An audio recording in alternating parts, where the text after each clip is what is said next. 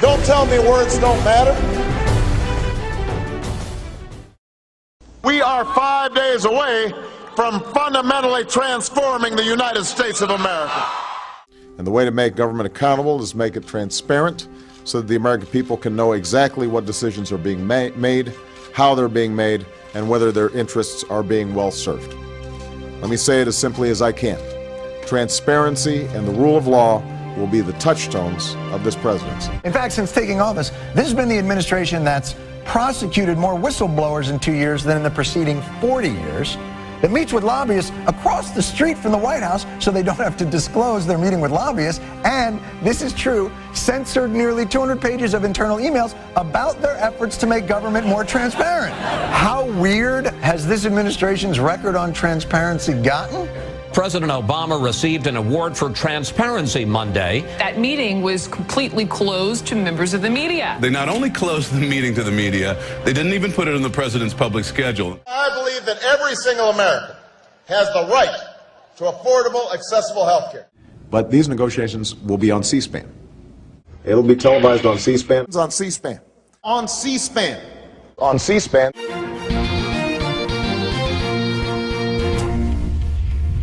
C-SPAN founder and CEO Brian Lamb tells the Daily Caller that C-SPAN's cameras need more access in Congress. Would you have liked to see C-SPAN in the negotiations to see what was going on behind closed doors?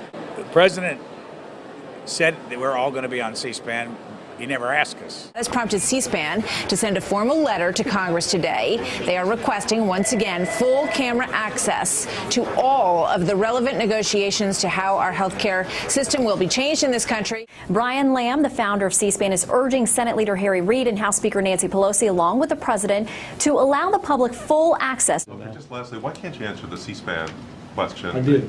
Well, you didn't, because you I said I hadn't seen the letter, which I haven't. Why do you need to see a letter? I mean, this is something the president said during the campaign, and he talked about he wants everything open on C-SPAN. Dan asked me about the letter, and I haven't read the letter. So I'll just ask you about having it on C-SPAN. I understand. I answered Dan's question, and I answered this. A lot of reasons not to do it on C-SPAN. People could showboat. Does he regret making that statement during the campaign? No. If you have insurance that you like, then you will be able to keep that insurance. If you've got a doctor that you like, you will be able to keep your doctor. Nobody is trying to change what works. But I don't think we're going to be able to eliminate employer coverage immediately. There's going to be potentially some transition process. I can envision a decade out, or 15 years out, or 20 years. If you're one of the more than 250 million Americans who already have health insurance, you will keep your health insurance. This law will only make it more secure and more affordable. It's just untrue. A lot of employers are going to drop their health insurance coverage to dump people on the government-run exchanges. One of the concerns about health care and how you pay for it, 1/3 of the funding comes from cuts to Medicare. Right. It is important for us to make sure this thing is deficit neutral, without tricks. I said I wouldn't sign a bill that didn't meet that criteria. They used 10 years of revenues and 7 years of spending and said, see, look, over 10 years this pays for itself. He's cutting Medicare by $500 billion. He cut seniors' home health care by 11%. It's a plan that asks everyone to take responsibility for meeting this challenge. Everybody. Exempting some from complying with the new health care law. They've been granted a special waiver from key provisions of the new law. All this coming out in just the first 2 years. This plan will reduce the cost of health care for millions. Instead, they've gone up by $2,200. Premiums, I think, have gone up 9%. Still leaves 23 million people uninsured. Let me also address an illegitimate concern that's being put forward by those who are claiming that a public option is somehow a Trojan horse for a single-payer system. A single-payer healthcare plan, universal healthcare plan. That's what I'd like to see. I think if we get a good public option, it could lead to single payer, and that's the best way to reach single payer. Nobody is talking about some government takeover of healthcare. I happen to be a proponent of a single-payer universal healthcare plan, and that should never be purchased with tax increases on middle-class families. It may be, but it's still a tax increase. No, that's not true, George. for us to say that you've got to take a responsibility to get health insurance is absolutely not a tax increase. No, but George, you can't just make up that language and decide that that's called a tax increase. I don't think I'm making it up. Merriam-Webster's dictionary.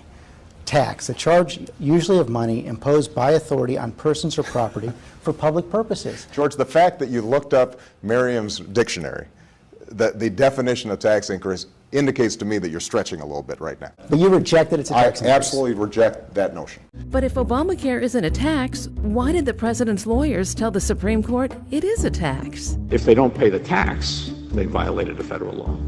But as long as they've paid the penalty. If they've paid the tax, then they're in compliance with the law. An extraordinary decision out of the Supreme Court this morning said this is in effect a tax. They flipped the position lawmakers have been taking and insisted that the Affordable Care Act was a tax increase. Chief Justice Roberts agreed with the government's position that the, quote, shared responsibility payment under the Affordable Care Act is a tax and not a penalty.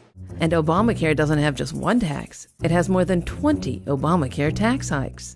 That is why Obama didn't want us to know about the Obamacare taxes until it was too late. But we have to pass the bill so that you can find out what is in it. So many people said, you know, back in August '09, we were all saying this seemed to be a tax, and if it was a tax, then this was going to be the largest tax increase in history. He broke that promise by implementing Obamacare. We're going to see, as you already mentioned, $500 billion in taxes, the biggest tax hike in American history. And I can make a firm pledge. Under my plan, no family making less than $250,000 a year will see any form of tax increase. Not your income tax, not your payroll tax, not your capital gains taxes, not any of your taxes. But the president of the campaign said that he made a flat pledge that he would not raise taxes on anybody making under $250. So is that pledge still operative? Well, again, I think in some ways your question is hypothetical because there are any number of different bills, different proposals. I think the president has outlined what he believes is the very best way to pay for health care. Hypothetical. He made a pledge. He said, I'm not going to raise taxes on anyone making under $250. Is that pledge still active? We are going to let the process work its way through it. So it's not. We're going to let the process work its way through it. All right. If you make under $250,000, you will not see your taxes increase by a single dime.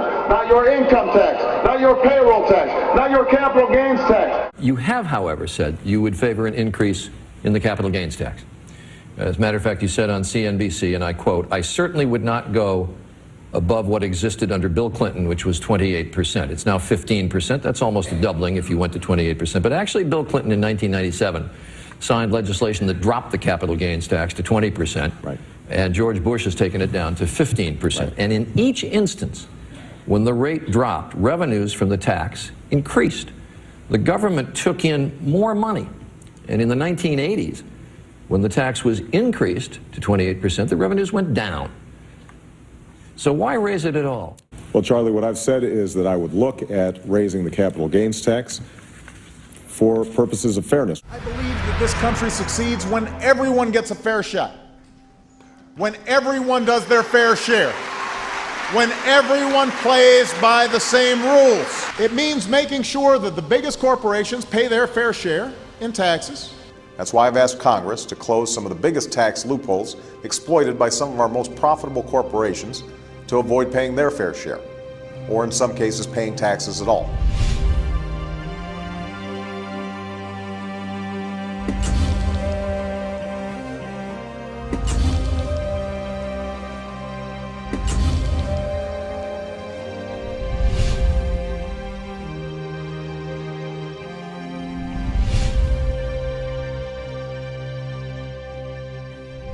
It's not right to ask middle-class families to pay more for college before we ask the biggest corporations to pay their fair share of taxes.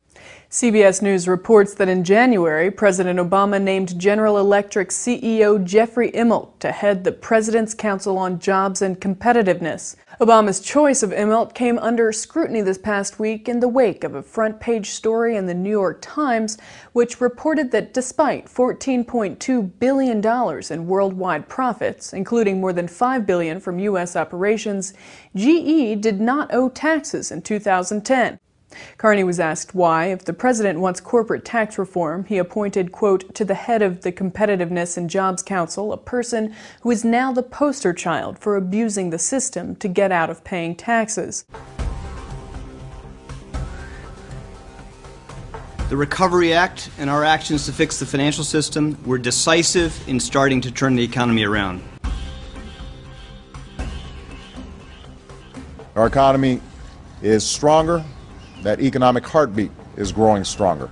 All of them have projects that are shovel-ready. Shovel-ready projects, shovel-ready projects. We are seeing shovels hit the ground. Shovel-ready was not as shovel-ready as we expected. Under my plan of a cap-and-trade system, electricity rates would necessarily skyrocket. Coal-powered plants, natural gas, you name it, whatever the plants were, whatever the industry was, they would have to retrofit their operations. That will cost money. They will pass that money on to consumers. So if somebody wants to build a coal-powered plant, they can. It's just that it will bankrupt them because they're going to be charged a huge sum for all that greenhouse gas that's being emitted. President Obama is facing new criticism over supporting offshore drilling in Brazil while continuing to back very tough restrictions right here in the U.S. And the Obama administration is going to lend at least $2 billion to a Brazilian state-owned oil company to finance drilling off that country's shores. Meanwhile, our federal government, the Obama administration, has virtually shut down the Gulf of Mexico. In 2009, Barack Obama said, I'm pledging to cut the deficit by half by the end of my first term in office. And for them to say that we shouldn't be raising the debt ceiling is irresponsible. The way Bush has done it over the last 8 years, number 43 added $4 trillion by his lonesome. That's irresponsible. It's unpatriotic.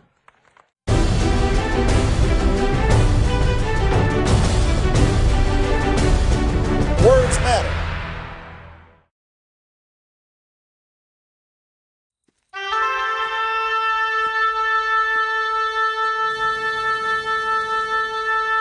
For a long time, I sat between the two graves and wept. The pain I felt was my father's pain. My questions were my brother's questions. Their struggle, my birthright. We are all shaped by our pasts, and we carry elements of the past into the future. But we have to be careful, because nothing can rob the future quite as much as the debts of the past.